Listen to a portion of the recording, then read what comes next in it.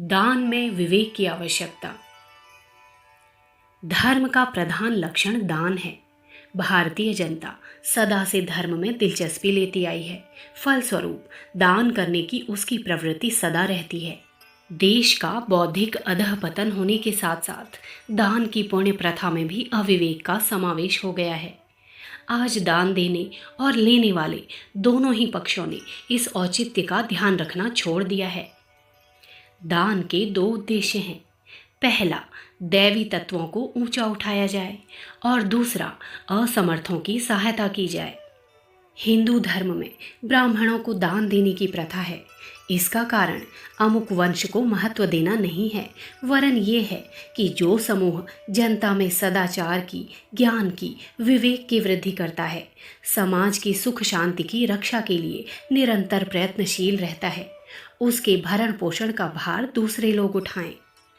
प्राचीन समय में ब्राह्मण ऐसे ईमानदार ट्रस्टी थे जो दान में आए हुए धन में से अत्यंत स्वल्प भाग अपने निजी निर्वाह में खर्च करते थे और शेष धन को गुरुकुल चलाने में, अन्वेषण करने में, ग्रंथ निर्माण करने में, सत्संग समारोहों में, प्रचार में, यज्ञ में, जीव दया में खर्च कर देते थे।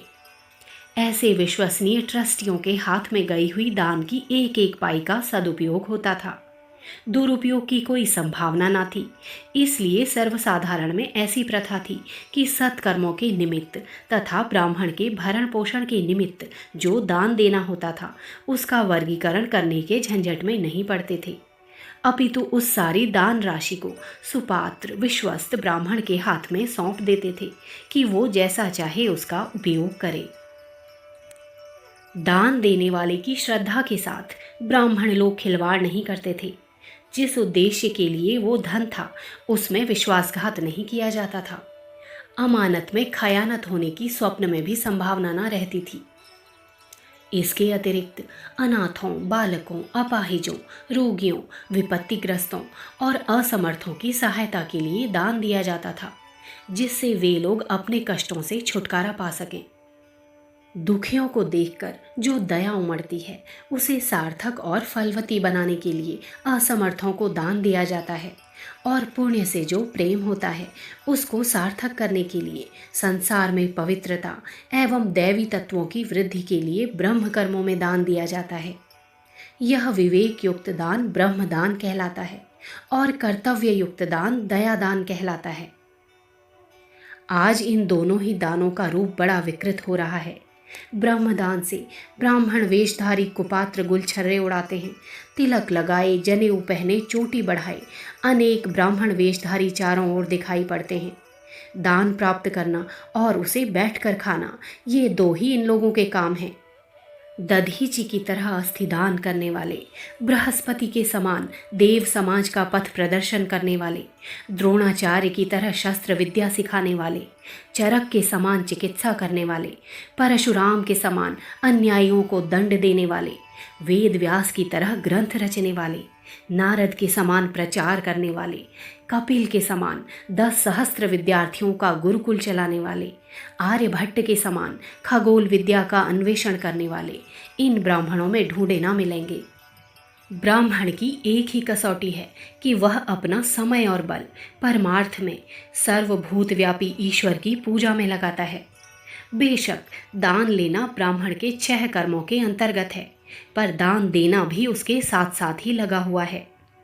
जो दान लेता है पर संसार के प्रत्युपकार में अपने को खपा नहीं देता, घुला नहीं देता, वह ब्राह्मण नहीं है। कम से कम दान लेने का अधिकारी तो किसी भी दशा में नहीं है। आज अनेक संत, महंत, पंडे, पुजारी, पुरोहित, याचक, भिक्षुक ब्राह्मण का बाना धारण किए हुए हैं और दान के धन से अपनी उदरदरी को भर रहे हैं।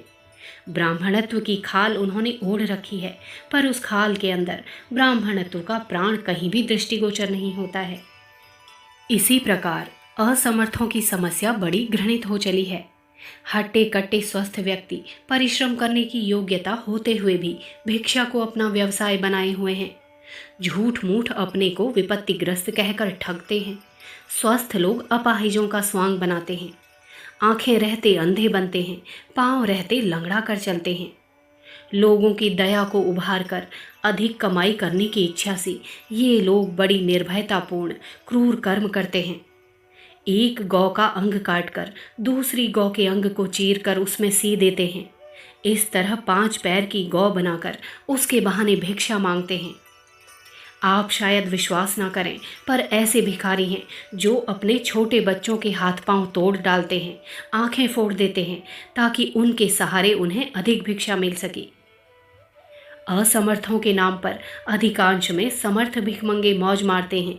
ये लोग वास्तविक असमर्थों का हक खा जाते हैं और उन बेचारे वास्तविक असमर्थों, वास्तविक पीड़ितों को उनके भाग से वंचित कर देते हैं। शास्त्रों में देव भाग और यज्ञ भाग खाने वाले को बड़ा पापी माना गया है। उसकी बड़े कठोर शब्दों में भर्त्सना की गई है। दान का पैसा देव भाग और यज्ञ भाग है, जो सच्चे अधिकारी को ही ग्रहण करना चाहिए। किंतु आज तो 56 लाख पेशेवर व्यक्ति भिक्षा के लिए हाथ पसारे फिर रहे हैं और प्रतिग्रह लेना अपना हक मान बैठे हैं। इस प्रकार हमारा दान उन कुपात्रों के हाथ में चला जाता है जो किसी प्रकार उसके अधिकारी नहीं हैं। अविवेक पूर्वक बिना पात्र कुपात्र का विचार किए अश्रद्धायुक्त दान केवल व्यर्थ जाता हो ये बात नहीं है, वरन दाता के लिए उल्टा घातक होता है, उसे नरक में ले जाता है। मनु ने पशु हत्या में मांस खाने वाला, पकाने वाला, बेचने वाला, वध करने वाला, सलाह देने वाला, ऐसे 8 व्यक्तियों को पाप का साझीदार बताया है। इसी प्रकार कुपात्र लोग दान पाकर हरामखोरी, ठगी, धोखाधड़ी, दुराचार, बदमाशी, मलिनता आदि में प्रवृत्त होते हैं। इसका पाप उन दाताओं को भी लगता है जो बिना विचारे चाहे किसी को दान देकर अपने अविवेक का परिचय देते हैं। दान मनुष्य का अत्यंत आवश्यक और अनिवार्य कर्तव्य है। जिसको जो कुछ देना संभव हो, अपनी स्थिति के अनुसार ज्ञान, समय, बल, सेवा, विद्या, पैसा, अन्न आदि का दान करना चाहिए, नित्य करना चाहिए और अवश्य करना चाहिए। इसके बिना ना तो आत्मोन्नति हो सकती है और ना लोक परलोक में सुख मिल सकता है। पुण्य कर्मों में दान का प्रमुख स्थान है। यह दान विवेक पूर्वक होना चाहिए। ब्राह्मणों को दान देना चाहिए, ब्रह्म कर्मों के लिए दान देना चाहिए, जिससे समाज में ज्ञान की, विद्या की, सदाचार की, सद्विचारों की उन्नति हो। ये भली प्रकार छानबीन करनी चाहिए कि जिस व्यक्ति को दान दिया गया है वो सच्चा ब्राह्मण है या नहीं। जिस कार्य में दान किया गया है उस कार्य का कोई अच्छा फल समाज को मिलेगा या नहीं। यदि आप देखें कि ये दान संसार में सात्विकता की वृद्धि करेगा, मनुष्य जाति की उन्नति में सहायक होगा, तो समझिए कि वो दान सार्थक है और उसका फल स्वर्ग के समान सुखदायक प्राप्त होगा। यदि आप ऐसा देखें कि ये दान अमुक निठल्ले व्यक्ति की उदरदरी को कुछ समय तक भरे रहने मात्र का साधन सिद्ध होगा, या दान पाया हुआ व्यक्ति अपनी अकर्मण्यता एवं धूर्तता के लिए अधिक प्रोत्साहित होगा, तो समझ लीजिए कि आपका दान निरर्थक गया और ऐसे दान का परिणाम नरक के समान दुखदायी होगा। असमर्थों, पीड़ितों, विपत्तिग्रस्तों को अधिक से अधिक सहायता करनी चाहिए, पर पैसा फेंक कर कर्तव्य की इतिश्री नहीं करनी चाहिए, वरन उनके अभाव को अधिक मात्रा में, अधिक समय के लिए दूर करने का अधिक प्रयत्न करना चाहिए। बेगार भुगत कर पाई पैसा फेंक देने से दया सार्थक नहीं होती, वरन किसी व्यक्ति को यदि वास्तविक कष्ट है तो उस कष्ट को मिटाने के लिए भरपूर सहायता करने का उद्योग करना चाहिए, जिससे सच्चा आत्मसंतोष प्राप्त हो सके, सच्चे रूप में दया सार्थक हो सके। स्मरण रखिए, दान मनुष्य का आवश्यक कर्तव्य है, पर वह सार्थक, पुण्य रूप, सुखदायक तभी हो सकता है जब विवेक पूर्वक परिणाम पर विचार करके श्रद्धापूर्वक दिया जाए। अन्य प्रकार के दान अधर्म की वृद्धि में सहायक होते हैं, इसलिए उनका परिणाम दुखदायी ही होता है।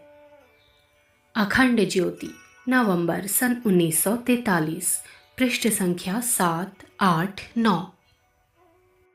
हमारे YouTube चैनल विचार क्रांति दूत अखंड ज्योति पत्रिका को सब्सक्राइब करें एवं अगली वीडियोस प्राप्त करने के लिए बेल आइकन दबाएं। धन्यवाद।